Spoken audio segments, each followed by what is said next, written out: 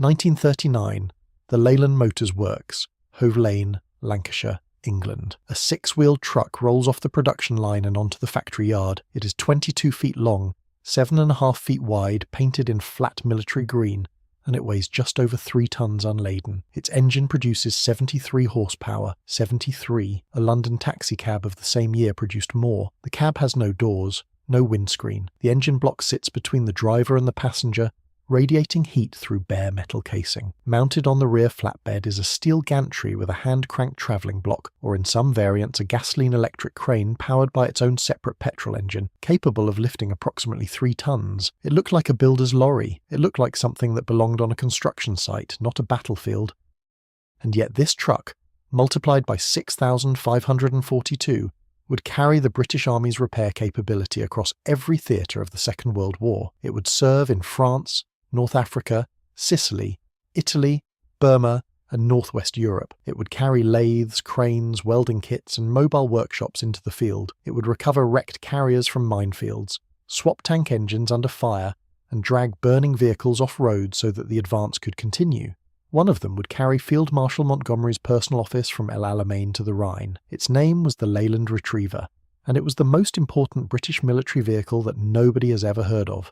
To understand why the Leyland Retriever existed, you need to understand the problem Britain faced at the start of mechanised warfare. By 1939, the British Army was transitioning from horses to engines at an extraordinary pace.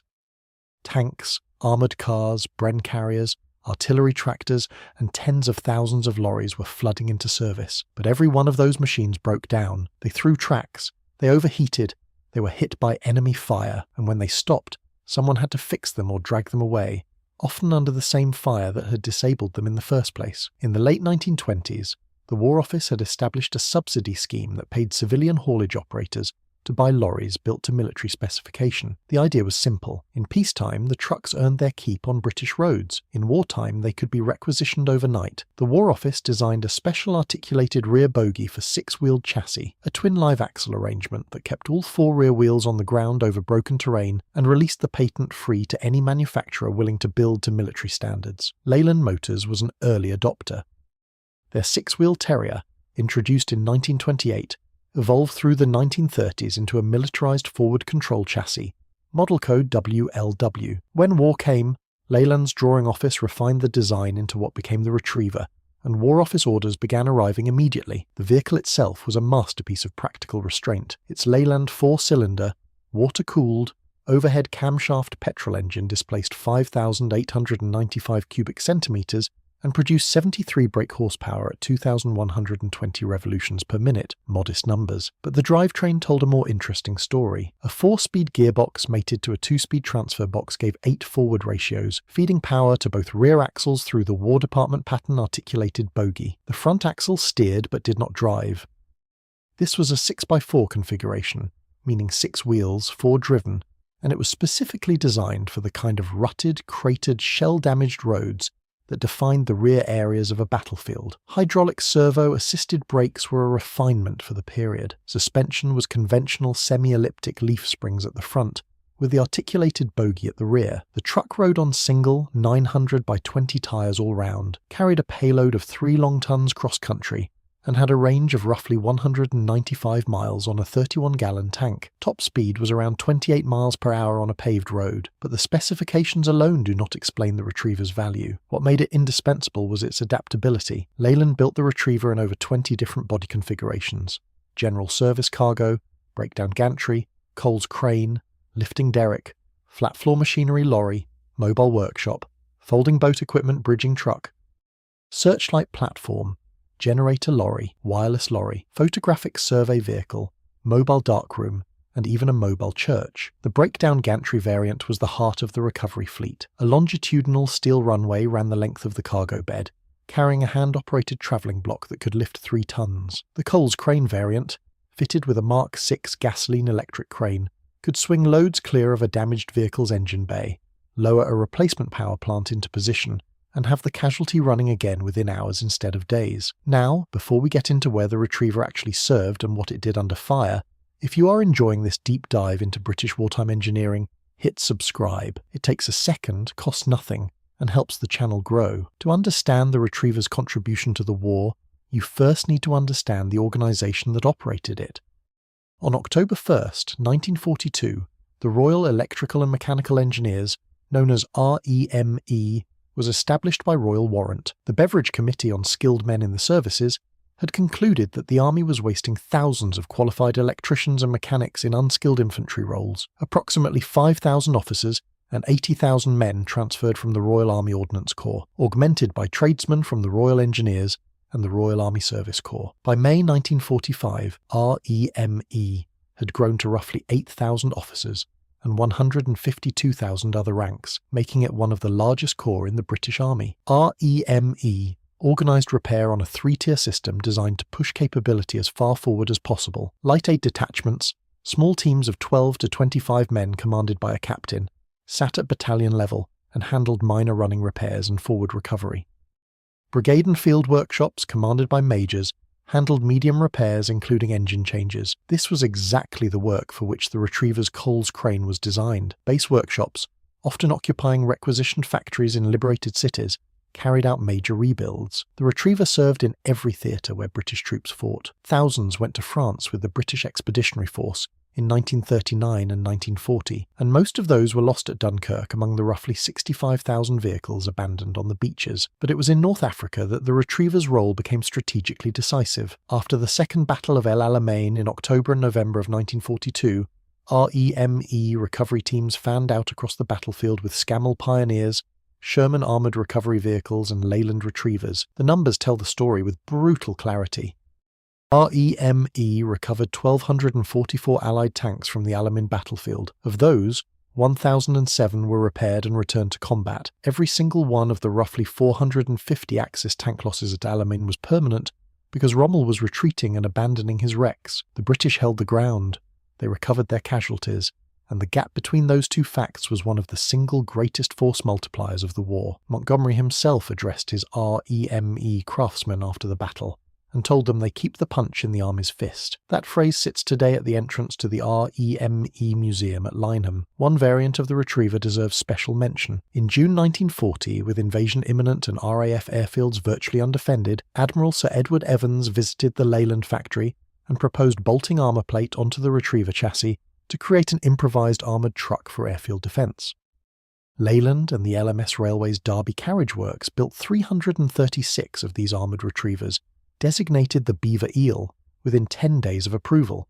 They were crude, they were heavy, and they were the only armoured vehicles defending dozens of British airfields during the summer when German invasion was expected daily. In Normandy, the system proved itself again under far more intense conditions. Of approximately 1,667 British and Commonwealth tanks knocked out between June 6, 1944 and May 8, 1945, only 1,211 were written off as total losses. The remaining 456 were recovered, repaired, and returned to service. Some individual tank hulls went through brigade and divisional workshops 3 and 4 times during the campaign. Operation Goodwood in July 1944 is the case in point.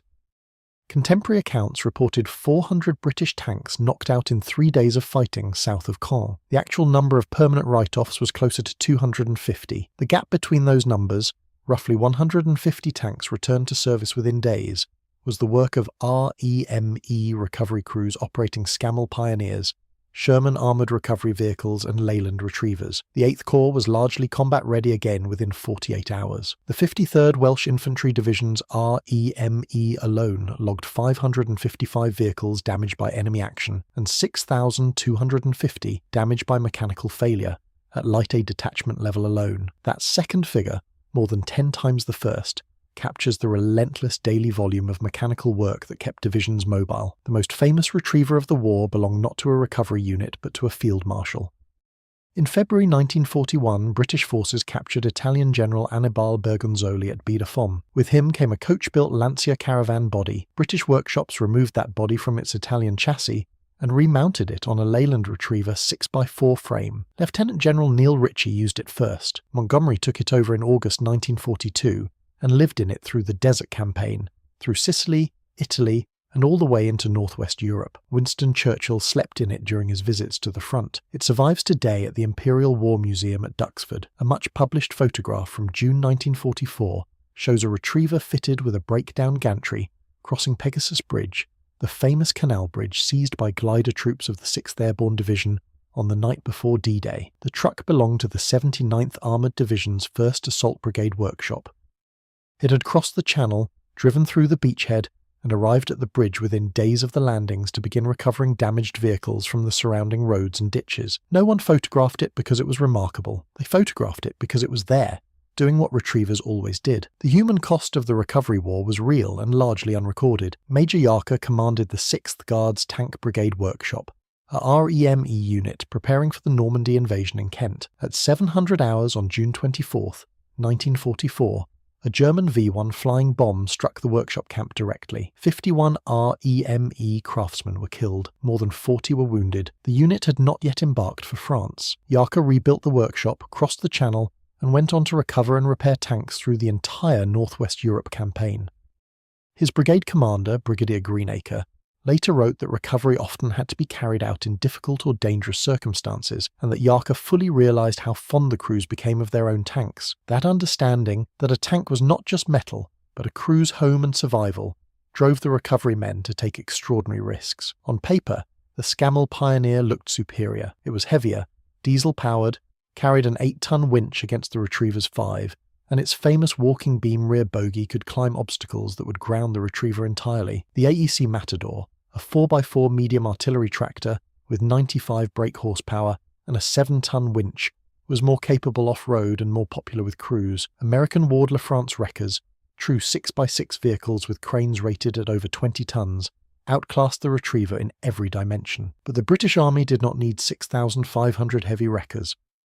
It needed 6,500 trucks that could carry cranes, lathes, welding kits, spare engines, and mobile workshops into the field and keep them there. The Retriever filled that role because it was simple enough to maintain, cheap enough to mass produce, and adaptable enough to accept 20 different body types on one chassis. The Scammell Pioneer, for all its superiority, was produced in fewer than 2,000 units. The Retriever outnumbered it more than 3 to 1. The Retriever was withdrawn from British service in the late 1940s and replaced by the Leyland Marshal, a 10-ton 6x6 with a Rolls-Royce straight-8 engine, and later the AEC Militant. Surplus Retrievers entered civilian life as showman's tractors at travelling fairs, breakdown trucks for haulage firms, and timber tractors in forestry operations. Between 10 and 25 are believed to survive worldwide, with only a handful in running condition.